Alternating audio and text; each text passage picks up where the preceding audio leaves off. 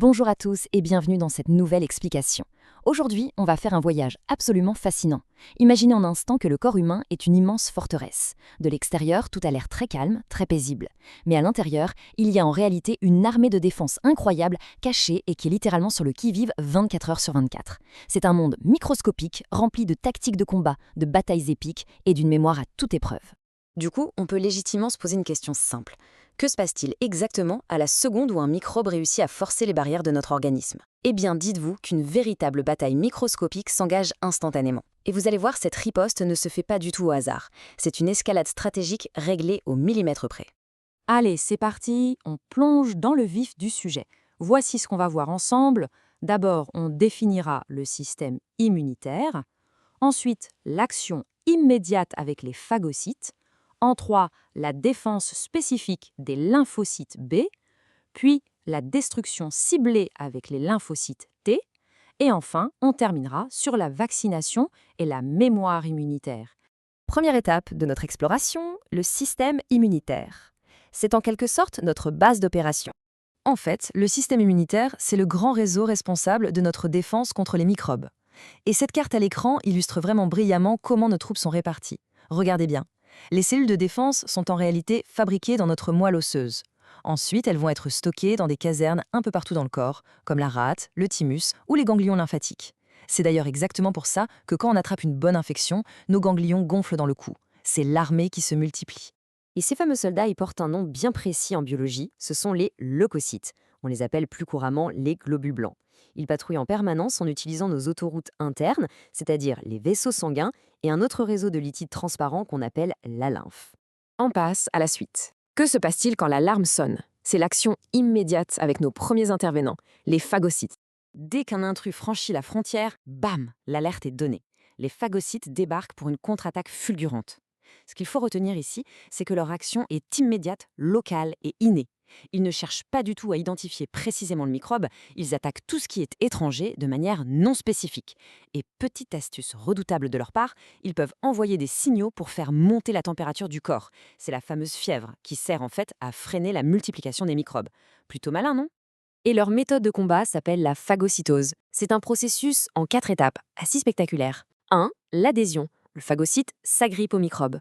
2. L'absorption. Il l'engouffre carrément. 3. La digestion. Le microbe est détruit à l'intérieur de la cellule. Et enfin 4. Le rejet des déchets. C'est une vraie petite usine locale d'élimination des déchets. Mais alors, que faire si ces premiers soldats sont débordés? Eh bien, on fait appel à l'escouade tactique, notre point numéro 3, les lymphocytes B. C'est là que le système montre toute son ingéniosité. Pour bien comprendre, il faut opposer deux mots-clés. D'un côté, on a l'antigène. Ça, c'est l'étiquette étrangère que porte le microbe et qui trahit sa présence. De l'autre côté, on a l'anticorps. C'est notre arme fatale sur mesure. Les anticorps sont produits par les lymphocytes B et ils sont conçus spécifiquement pour cibler un antigène précis et aucun autre. Ce qu'on voit sur ce schéma est vraiment captivant. Regardez la précision du mécanisme. Les anticorps, qui ont cette forme si particulière de Y, viennent s'emboîter à la perfection sur les antigènes du microbe. C'est exactement le principe d'une clé dans une serrure. Un anticorps spécifique ne marchera que sur son antigène spécifique. Et une fois accrochés ensemble, ils forment ce qu'on appelle un complexe anticorps-antigène. En gros, le microbe est totalement immobilisé, il est neutralisé. Une fois la menace bloquée, devinez qui vient finir le travail?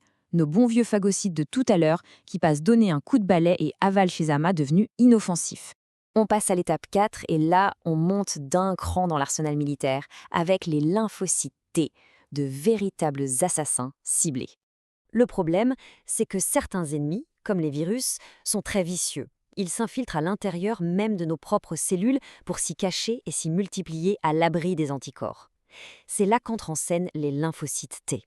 Ces cellules d'élite, qui acquièrent leur formation dans le thymus, sont capables de scanner le corps et de repérer nos propres cellules qui ont été corrompues par un virus. Et là, la sanction est immédiate. C'est ce qu'on appelle de façon assez dramatique le baiser de la mort. Le lymphocyte T se colle à la cellule infectée et vient littéralement perforer sa membrane. Il détruit tout le contenu de la cellule d'un seul coup pour stopper net la propagation du virus. Et encore une fois, les débris seront nettoyés par la suite. Vous comprenez maintenant pourquoi ces lymphocytes T sont absolument vitaux. Ça permet de mieux saisir ce qui se passe lors de maladies graves comme le VIH. Ce virus s'attaque justement et spécifiquement à nos lymphocytes T. Sans ces assassins ciblés, c'est tout le système immunitaire qui s'effondre, laissant l'organisme sans défense face à de simples petites infections. Passons maintenant à notre dernière partie, et non des moindres, la vaccination et la mémoire immunitaire. L'académie d'entraînement de notre corps. Franchement, pourquoi attendre qu'une grave infection nous tombe dessus alors qu'on peut entraîner notre armée de manière sécurisée? C'est ça la grande idée derrière la vaccination. On introduit volontairement un microbe rendu totalement inoffensif. Sans risquer de nous rendre malades, ça oblige le corps à déclencher sa riposte et à fabriquer des anticorps. Et surtout, ça crée une mémoire immunitaire permanente. Si le vrai danger se pointe des années plus tard, la réponse sera foudroyante, beaucoup plus rapide. Et les fameux rappels de vaccins qu'on fait de temps en temps servent justement à maintenir cette mémoire au top niveau. Allez, on arrive au moment de prendre un peu de recul avec notre vue d'ensemble, une défense parfaitement coordonnée. Quand on rassemble toutes les pièces de ce grand puzzle, on se rend compte de l'incroyable harmonie du système. Ce schéma résume tout à la perfection.